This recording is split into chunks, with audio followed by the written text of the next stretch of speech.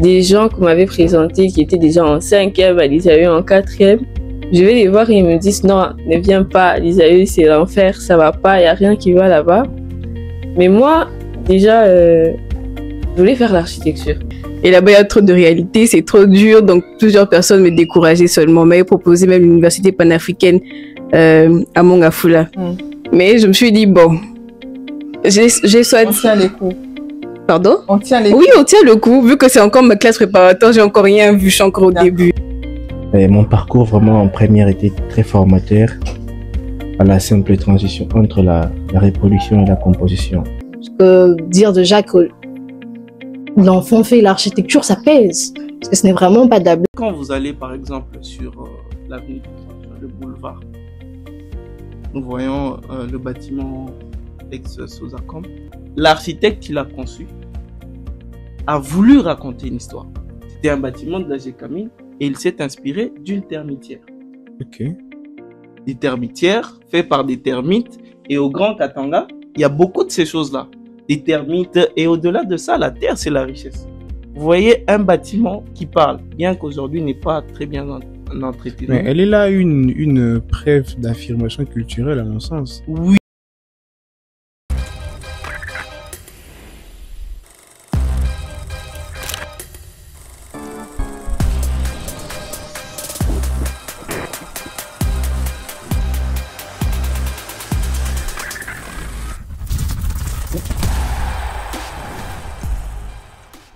Messieurs, je vous souhaite et bienvenue au Grand Oral. Hein. Merci. Merci. C'est Karine Essambo qui vous accueille, architecte, présentatrice des émissions, La magie de l'espace en architecture, au Grand Oral aussi. Okay. J'ai en face de moi l'élite estudiantine. Oui. Structure. Ok. Une structure. Oui. Voilà. Présentez-vous s'il vous plaît. Alors, je vais commencer. Mbayo Quasimoto Elvis, étudiant en Master 1 à l'Université panafricaine du Congo, qui se retrouve à Mongafula, et coordonnateur principal de la structure Elite que vous recevez aujourd'hui. Oui, merci beaucoup. Moi, c'est Dimassi Aoudimasi Daniel, étudiant à l'ISAU en urbanisme, première année licence, l'un des membres de la structure Elite estudiantine. Ok, merci beaucoup. Moi, c'est Ntambwe Manankoule Mardoché, étudiant en Master 1 BTP à l'INBTP. Je me spécialise dans les infrastructures de transport et je fais partie de l'élite. Également, je suis le coordonnateur d'une structure appelée CID BTP, le collectif d'ingénieurs pour le développement et l'émergence du BTP. J'ai toujours coutume de poser à mes invités cette question, de savoir chacun selon son métier. Quelle est la définition propre de l'architecture selon Mbayo? Ok. Selon moi, l'architecture se résume en un mot, l'espace. Alors, si on devrait comprendre l'architecture, je dirais que c'est la conception psychophilosophique d'un espace ou des espaces de vie, bien sûr. La conception psychophilosophique, explique un peu en détail. Alors, quand je parle de la conception psychophilosophique, en architecture, nous concevons des espaces. Ces espaces-là, c'est des espaces de vie. Nous les concevons et comme unité, c'est l'homme. C'est sur base de l'homme que nous concevons des espaces. Alors pour moi, si on devait concevoir des espaces pour l'homme, on devait connaître cet homme, la psychologie de cet homme. Au-delà de connaître la psychologie comportementale de la personne, parce que quand on conçoit un bâtiment, c'est toute une philosophie qu'on donne à ce bâtiment-là. Alors, cette philosophie doit entrer dans la philosophie du peuple ou des résidents de ces bâtiments-là. Et quand on parle d'espace, l'ingénieur te dira que moi aussi j'ai construit dans un espace. L'urbanisme est la même chose. Donc, ce sont des métiers complémentaires. Effectivement. Alors, monsieur Ntambwe. Oui, je suis là. La définition propre du BTP.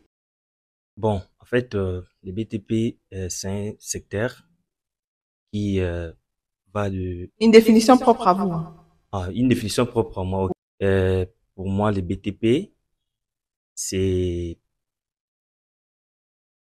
une discipline qui apporte des solutions techniques, mais aussi en assurant la stabilité des ouvrages. Comme l'architecte vient de le dire, qu'il conçoit un bâtiment pour l'homme.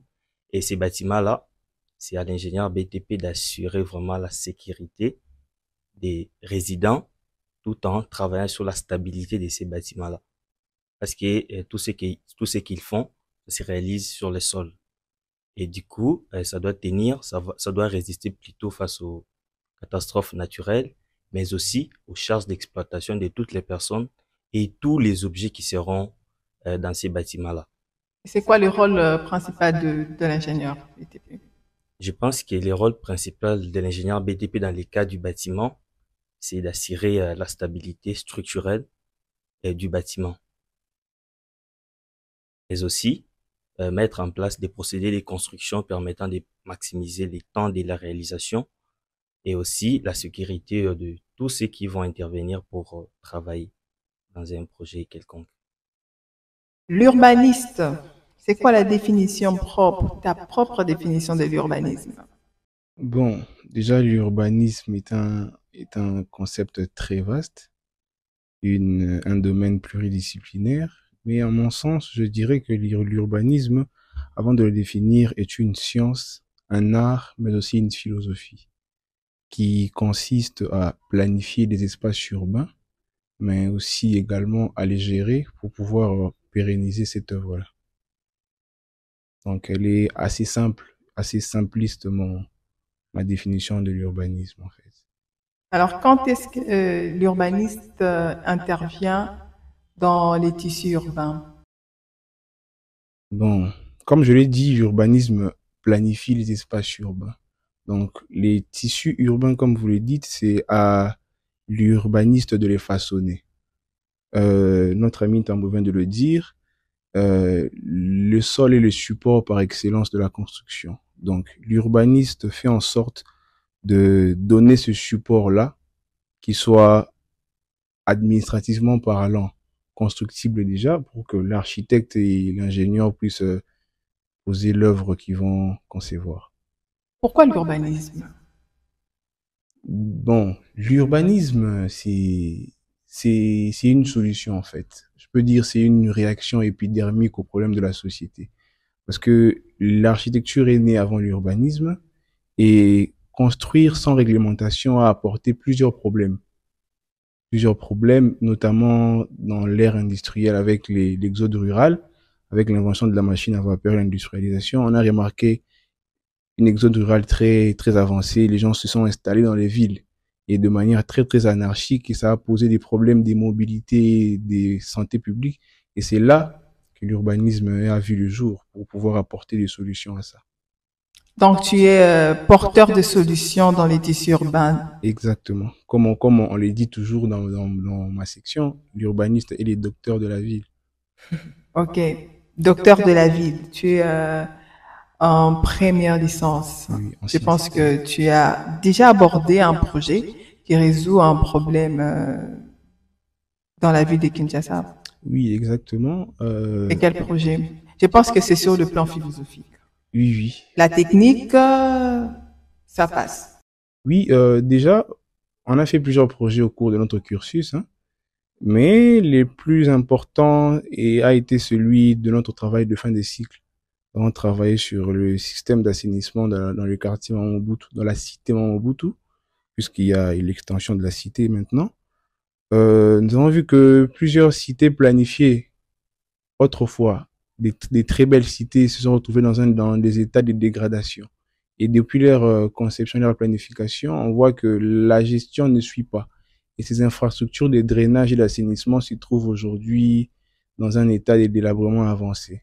Ce qui fait en sorte que le tissu urbain de la cité Mobutu se retrouve très dégradé avec des pathologies très avancées, notamment les jets de déchets par-ci et là, la voirie en dégradation et les réseaux de drainage qui n'est plus en mesure d'assurer les volumes de pluie et des eaux usées de la cité.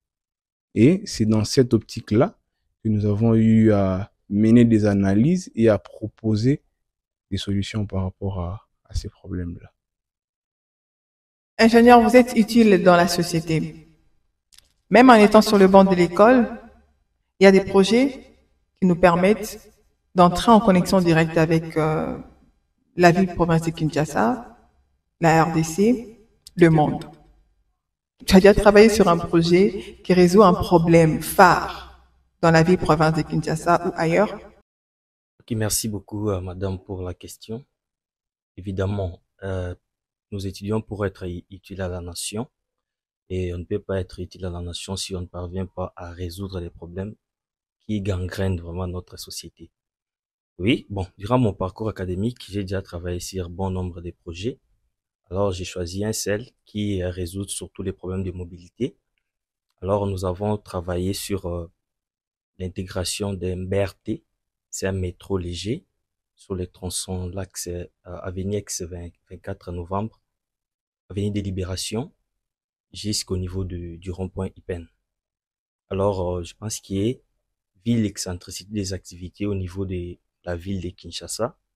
On remarque que le pôle, ou bien les pôles économiques, c'est les centres-villes Gombe. Vous verrez que la plupart des activités, surtout les activités de l'État, sont concentrées au niveau des Gombe, et ce qui fait que parce que nous on fait les études sur l'analyse de l'origine et la destination, vous verrez que le déplacement est beaucoup plus dans un seul sens. Ça veut dire que les matins, les gens quittent de l'est, de l'ouest vers la Gombe, et vous verrez que le centre-ville est beaucoup plus chargé.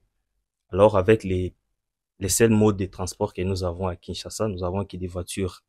Alors nous avons pensé à ajouter un autre mode de transport pour avoir un système qui est un peu multimodal, parce qu'avec les métros légers, il y a beaucoup d'avantages. Il permet de déplacer des gens vraiment en un temps réduit.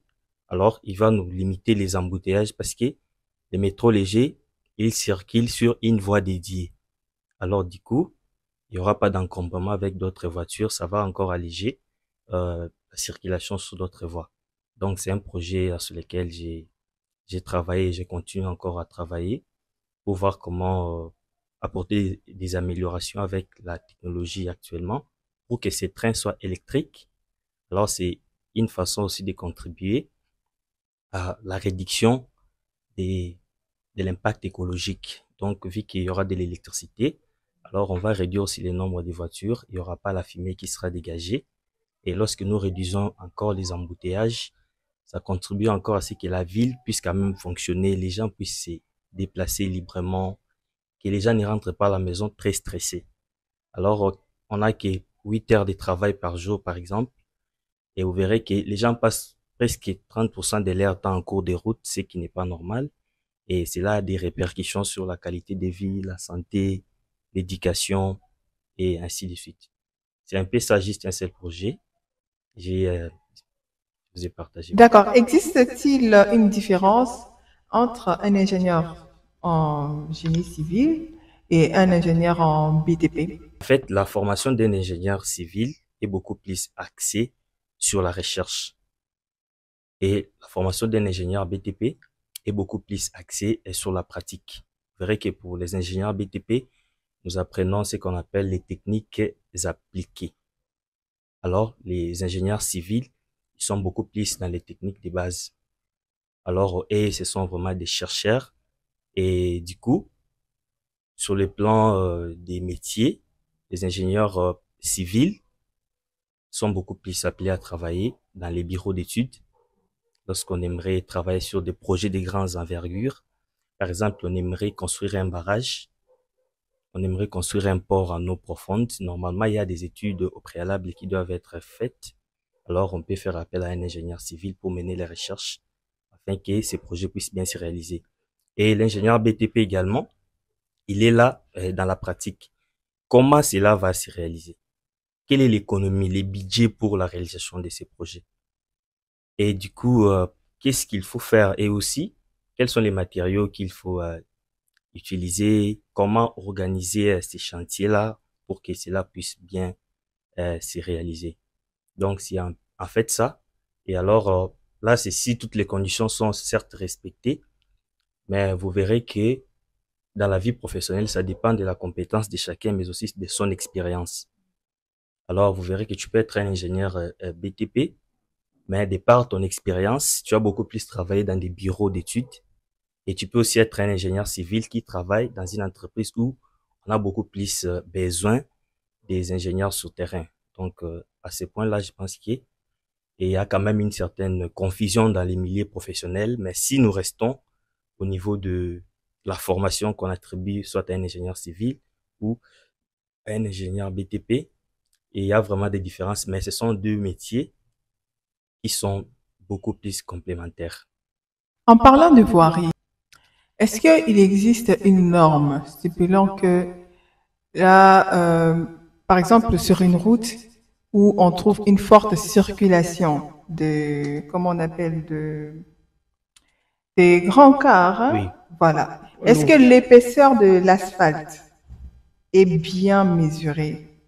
Il y a une norme qui dit, par exemple, on va à 30 cm ou soit 20 cm. Ok, merci beaucoup. C'est vraiment une question que je trouve très pertinente déjà, parce que les poids lourds causent énormément de dégâts sur nos routes. Alors, par définition, la route, c'est une voie de communication qui permet les déplacements d'un point A à un point B dans des conditions de confort et de sécurité. Et la route doit avoir normalement une emprise sur laquelle elle doit être implantée. Et du coup, la route a aussi beaucoup de parties. Vous verrez qu'il y a des parties qui assurent les drainages, mais il y a aussi les parties qui sont réservées pour la circulation des personnes, mais aussi il y a des parties qui sont réservées pour la circulation des piétons, mais aussi pour la mobilité douce. Entendez par là, il y a des vélos, tout ça. Et vous verrez que la partie qui est réservée à la circulation, c'est la chaussée. En fait, la chaussée, elle est dimensionnée. Là, si j'aimerais parler de la méthode qui est utilisée en République démocratique du Congo, en prenant en compte les trafics, on prend aussi en compte les matériaux disponibles sur terrain, et on prend aussi en compte l'importance du sol en place. Alors, du coup, lorsqu'on compte les trafics, on déduit un nombre de véhicules poids lourds qui, on suppose déjà qu'ils n'ont pour cette route après les interpolations. Sur toute la circulation, par exemple, journalière, il y a un certain pourcentage qui est réservé pour les poids lourds. Et c'est en fonction de cela qu'on fait les calculs, on dimensionne. Et du coup, vous verrez que la chaussée, elle a une structure. Parce qu'il y a la partie superficielle que tout le monde voit. Mais normalement, on fait aussi une structure. Si je peux donner les parties principales de la structure d'une chaussée, on commence par la couche de fondation. Si peut-être les sols a des bonnes caractéristiques, ou soit on peut renforcer avec une sous-couche. Après la couche de fondation, il y a une couche de base. Alors les deux couches-là sont appelées assises de la chaussée. Donc ces deux routes-là, vraiment, ce sont elles qui reçoivent la charge du trafic, les charges verticales du trafic, et les transmettent et les répartissent plutôt au sol d'assise qu'on appelle plateforme. Et du coup, vous verrez qu'il y a une couche superficielle qu'on appelle la couche de roulement. Alors, cette couche de roulement, elle a pour rôle déjà de faciliter d'abord la circulation, mais aussi de jouer le rôle de l'étanchéité. C'est-à-dire, elle doit faire en sorte que les eaux ne puissent pas pénétrer dans les couches inférieures. C'est là maintenant qu'il y a un problème. Comme vous m'avez demandé s'il y a une norme, oui. Alors, en dimensionnant, on prend en compte pour trouver l'épaisseur de cette couche-là, les trafics des poids lourds, les trafics journaliers des poids lourds. Mais on peut aussi aller au-delà pour estimer les trafics annuels, les trafics moyens annuels des poids lourds qui peuvent emprunter cette route plutôt. Mais aussi, il y a des tonnages plutôt qu'il faut respecter. Par exemple, pour nous, en République démocratique du Congo, l'essier qui est permis à circuler, c'est des 13 tonnes. Ça veut dire qu'un essier, normalement, doit transmettre 13 tonnes. Si vous allez au-delà et que la route n'a pas été dimensionnée pour prendre en compte une charge au-delà de ces 13 tonnes-là, ça va poser des problèmes. Alors, c'est comme ça, en prenant en compte le trafic journalier des poids lourds, qu'on parvient à trouver l'épaisseur de la chaussée. Et cette épaisseur-là,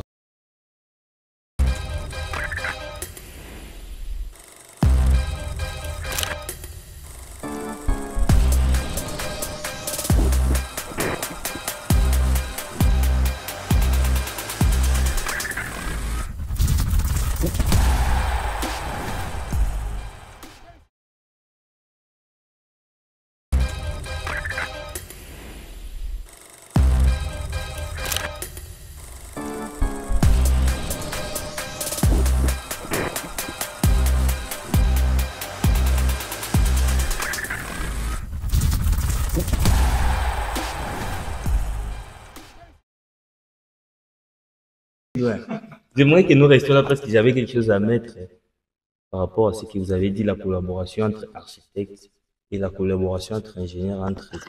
C'est un peu ça. Nous avons aussi remarqué cela. Dans notre travail de fin d'études, c'est vraiment un méga projet sur lequel nous sommes en train de travailler. C'est étude de la problématique d'amélioration de la mobilité à Kinshasa par l'intégration d'un système multimodal, routes, rails, aéroports, échangeurs. Et du coup, notre DG a dit que la conception, parce qu'à l'INBTP, il n'y a plus l'architecture, la conception, vous ne devez pas la faire plutôt. Il faut léguer ça aux architectes. Ils nous ont donné cette autorisation-là d'aller recruter soit les architectes professionnels ou soit regarder les collègues. J'ai une question. Tu as dit le projet, c'est dans le domaine de transport multimodal. Oui, oui. Mais à quel niveau du projet l'architecte intervient dans ce genre de projet? Et je peux expliquer déjà, les transports multimodaux, nous prenons en compte la route, Oui, mais aussi nous prenons en compte les métros. oui. Et La gare, nous prenons les métros, nous prenons L'aéroport, l'aéroport. ok, exactement. Ok. Du coup, les métros, c'est vrai que les gares des métros, on les place dans des places stratégiques. Stratégique, Et exactement. déjà, on avait reçu ordre pour que la gare centrale puisse quand même refléter les valeurs culturelles de Exactement. la RDC. Nous devons retenir tout ce qu'il y a là dans notre projet. On a posé des hypothèses selon lesquelles on doit tout raser. Pour Ok. faire une gare vraiment comme nous les voyons dans des pays développés. Et on a prévu aussi de mettre notre gare au niveau, je pense, Libongo, notre gare, et puis aménager les marchés là, parce que ça fait perdre beaucoup d'argent à l'État. Ok. Faire un marché moderne. Nous continuons jusqu'au niveau des Massina. Pourquoi? Qu'est-ce que nous sommes en train de viser, de faire un projet qui va optimiser la mobilité, parce que nous, en tant que spécialistes en infrastructure de transport, on ne peut jamais terminer les embouteillages. Ok. Ça ne peut jamais se terminer. Parce qu'il y a beaucoup de facteurs qui font en sorte qu'il y ait des embouteillages. C'est maintenant là Oui, parce que l'urbaniste parce que intervient. l'embouteillage, par définition, c'est lorsqu'une route ne parvient pas à atteindre les niveaux des services. Les niveaux de service, il y a des niveaux de service, il y a des niveaux de services structurels et fonctionnels. Si on se limite au niveau du niveau des services fonctionnels, ça veut dire, si cette route était conçue pour une vitesse de 30 km par heure, Ok. et que, en l'empruntant, nous sommes en deçà En de deçà, cette vitesse, justement. on n'atteint pas le niveau des services. Si cette route avait 2 voies, Ouais. on appelle ça 2 fois 2, ça veut dire 2 voies, 2 bandes. Ok. Et qu'on ne parvient pas à respecter cela, par exemple, par rapport à l'état de dégradation de la route, on ne peut pas, la route plutôt n'est pas en train d'atteindre son niveau de service fonctionnel. Et si une route a été conçue pour une durée, par exemple, parce que nous, selon la norme qu'on utilise, nous copions la norme belge jusqu'à aujourd'hui, on n'a pas de normes propres aux Congolais. Exactement. Ok. La norme belge pour une chaussée souple. Une chaussée souple, la durée de vie, elle va de 10 à 15 ans.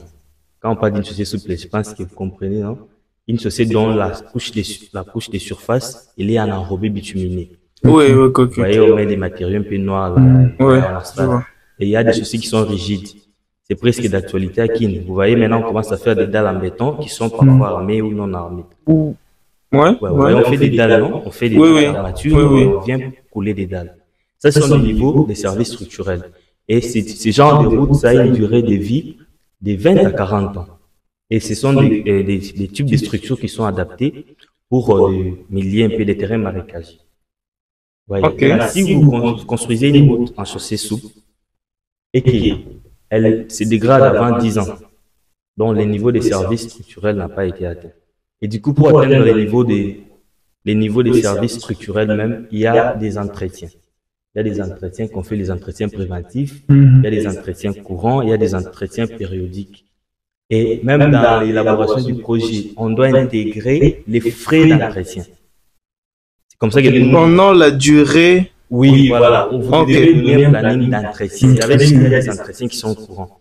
On s'est dit, après construction d'une route, nous devons faire la maintenance. La maintenance, ça veut dire il y a ce qu'on appelle des réparations. Tu vois, les gens qui balayent les Oui. hôpitaux. Oui. Oui, oui. Ils étaient en train de balayer parfois. Oui. C'est important parce que sur l'entreprise, il y a des résidus qui restent. Parce qu'il y a quand les pneus passent, tu vois, la roue elle est un peu Oui. plastique. Oui. Quand les gens freinent un peu lorsqu'ils sont en grande vitesse, il y a des morceaux de roue qui se détachent et ça abîme la chaussée. Oui. Ok. Vous verrez qu'à la longue, les grains, parce que les enrobés bituminés là, Ça, on fait des grands... les agrégats et on ajoute les bitumes. Oui. Les bitumes, lui, c'est comme un liant.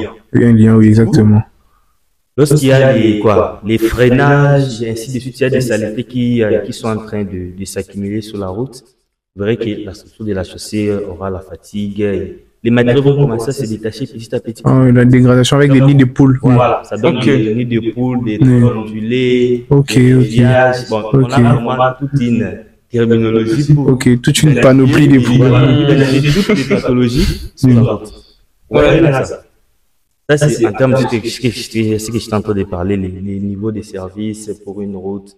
Je voulais revenir sur une chose que vous avez dite. En termes de normes, nous ne sommes plus vraiment très dépendants des normes belges comme avant. Parce que depuis 2013, nous avons un schéma d'orientation stratégique de l'agglomération de Kinshasa. Les SOSAC. SOSAC, oui, oui. Parce que les SOSAC est une norme. Bon, elle n'est pas une norme, mais elle renferme quelques normes. Déjà, en termes de planification. Bon, là, vous êtes en termes de planification. Oui, Moi, oui. je suis dans la conception routière. Exactement. Oui. Ça, c'est comme nous faisons les calculs des structures. On Oui. utilise la norme Eurocode actuelle. Là, tu es au niveau de la conception. Oui, en fait, je vais en arriver là. Ok. Je voudrais dire qu'on pourrait utiliser la SOSAC comme le SOSAC, pardon, comme un point de départ pour pouvoir évoluer en termes de normes et des principes. Vous voyez? Parce que ce n'est pas seulement en termes dans la technique de construction, dans la planification qu'on n'a pas de normes. C'est plusieurs domaines qui en souffrent aujourd'hui. Vous voyez? Essayer de, je sais pas si je pourrais dire légiférer, mais avoir quand même des normes propres à nous, en fait, adaptées aux situations de notre pays. Vous voyez? Pour même ne pas aller très loin. C'est une très bonne chose déjà. Avoir vraiment des normes dans notre pays, c'est très bien. On a atteint peut-être on a reçu l'indépendance politique, peut-être l'indépendance intellectuelle, sur le plan de l'indépendance intellectuelle. Il n'y a pas vraiment les gens qui y pensent. Vous voyez. Et par exemple, ce que vous dites, les SOSAC, il y a aussi les PDTK qui a suivi. Là, je pense que d'après ma petite connaissance là-dessus, c'est en termes de l'occupation de l'espace. L'espace, oui. Et surtout, ils se sont beaucoup plus basés d'abord sur la ville de Kinshasa. Kinshasa, oui. Les PDTK. Ils ont montré là où nous devons avoir des routes primaires et artérielles, des routes secondaires, aussi des routes rapides, les rocades, les routes de contournement, où est-ce que nous pouvons placer des échangeurs. Ils ont donné tout ça. Ça, c'est dans la planification. Maintenant, dans la réalisation, pour que cela puisse prendre forme. Voilà, dans l'exécution. Qui encadre, parce que les normes ont toujours des annexes.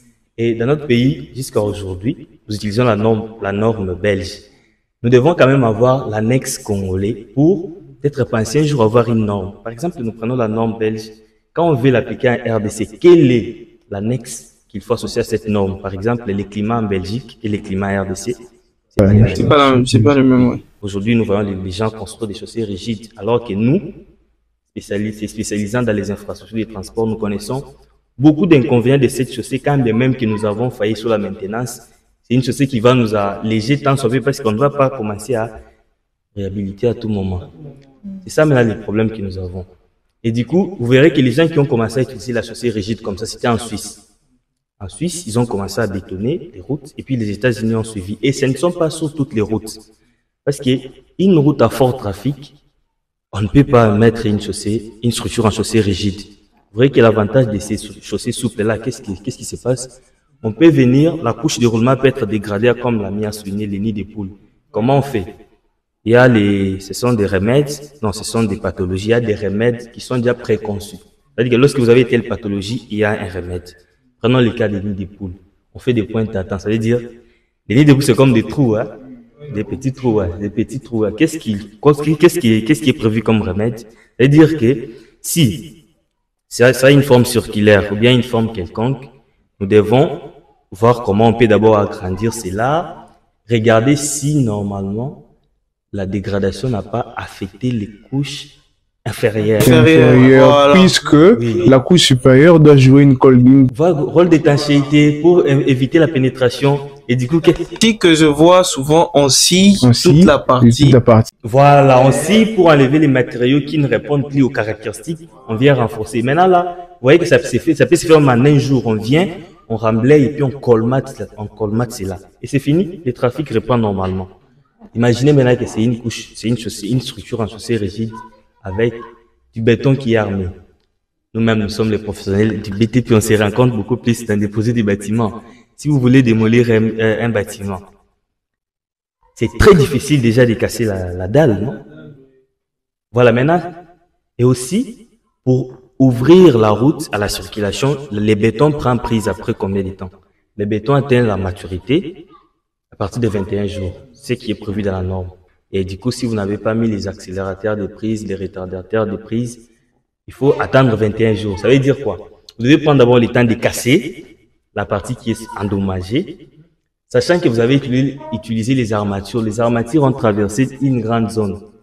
Et si vous venez jusqu'au niveau de la couche inférieure, que vous touchez les armatures, ça veut dire que si vous avez construit, par exemple, parce qu'on construit, on met les joints des ruptures, les joints de dilatation plutôt sur les routes, vous verrez qu'on coule sous forme de dame-dame. On coule ici. Ah, c'est pour éviter ça. Donc ça coûte plus d'argent dans la réhabilitation. Voilà. Ok, Et je vois. ça va freiner la chose. Imaginez Exactement. il y a ces problèmes. Ah ouais. On fait cette bande-là. Donc, si je comprends bien, c'est une question d'utilité. Oui. Dans le sens où, pour une grande route beaucoup plus fréquentée, elle ne doit pas être interrompue pendant beaucoup de temps. Ce que tu dis, parce que si on doit faire des travaux de cette chaussée-là beaucoup plus fréquentée, on doit arrêter la circulation. Oui. Et comme tu le dis, pour la prise où on doit enlever toute cette surface, c'est beaucoup de travaux et ça donne encore plus de temps par rapport à... Oui, c'est presque dans ce sens-là. Parce que si vous demandez les raisons pour lesquelles on est en train d'adopter les structures en chaussée rigides en RDC, je pense que les avis seront partagés. Ils te diront pas, bon, d'après ce que nous avons appris. Au début, c'est vous qui avez dit que ce qu'on apprend et ce qui se fait sur le terrain, c'est comme les jours et les petits matins. Non, c'est comme les jours et les petits matins, il y a les brillards. Les jours et les petits matins, peut-être à Mwanda, parce que les petits matins à Mwanda, vous avez du mal à voir quelqu'un de l'autre côté. Ok, il fait très noir. Vous verrez que normalement, on parvient à décider l'utilisation des chaussées rigides lorsqu'il y a un fort trafic de poids lourds aussi. C'est comme l'architecte a dit aussi. Exactement. Parce que avec vous savez, les structures en béton armé, surtout la dalle là en béton armé, elle a cette capacité de jouer en même temps les rôles de la couche de roulement, en même temps les rôles de la couche de base. Oui. Voyez. Oui. Ça veut dire que quand on coule cette dalle, vous verrez même que l'épaisseur, elle est beaucoup plus grande que la couche de roulement en enrobé bitumineux. Voilà. Mais on arrange les terrains avant de déposer, en fait. Oui. Bon, c'est ça. J'étais en train de parler à l'introduction. Avant, on avait dit il y a des chaussées souples. Les chaussées souples, donc, disons que cette couche-là qu'on met dans la chaussée souple, on la met aussi avant de mettre... La couche des fondations et la sous-couche. Ah, oui. Bon, j'avais dit la sous-couche, c'est lorsque le sol a des caractéristiques géotechniques médiocres. On fait une sous-couche. Maintenant, la différence avec la chaussée rigide et la chaussée souple réside à quel niveau? Par exemple, pour une chaussée souple, d'une manière générale, on a 3 couches. C'est-à-dire d'une manière générale. C'est-à-dire on a une couche de fondation. Ça veut dire quoi? On vient ici, on fait les décapages. Ça veut dire on creuse. On enlève les matériaux qui étaient là-bas, qui étaient plutôt sur le terrain, les matériaux en place. On enlève ces matériaux-là. Et du coup, on doit venir avec d'autres matériaux nouveaux pour faire maintenant la structure de la couche de fondation. Vous voyez? Alors, parce qu'on ne peut pas venir sur du sable, on commence à poser. Le sable n'a pas une bonne résistance, le sable n'a pas de cohésion, ainsi de suite. Alors, on s'est dit que d'après les études géotechniques, ici, peut-être à 5 mètres, non, je suis parti très loin, à 1 mètre plutôt, ça peut aller. On dit non, les bons sols se trouvent à combien? Non, à 3 mètres. Imaginez maintenant pour une route. Vous ne pouvez pas aller jusqu'à 3 mètres quand même. Les volumes de matériaux que vous aurez à enterrer est tellement énorme. Qu'est-ce qu'on fait? Nous devons maintenant remplacer cela par des techniques de stabilisation, mais aussi de renforcement. Raison pour laquelle on utilise des matériaux un peu avec une grande granulométrie. On utilise soit les concassés. On utilise des concassés, donc les grains. Oui, les tout, c'est comment? Bon, les tout venants, ça peut aussi passer, mais nous, on les appelle aussi les graves non traités. Hein. Ok. C'est-à-dire qu'il y a, mais il y a, il y a, il y a, il y a un mélange de matériaux avec beaucoup de granulométrie. Alors, on vient avec ces matériaux-là. C'est pour que nous puissions renforcer déjà la structure sur laquelle nous allons poser notre route. On fait cela, on vient en compact.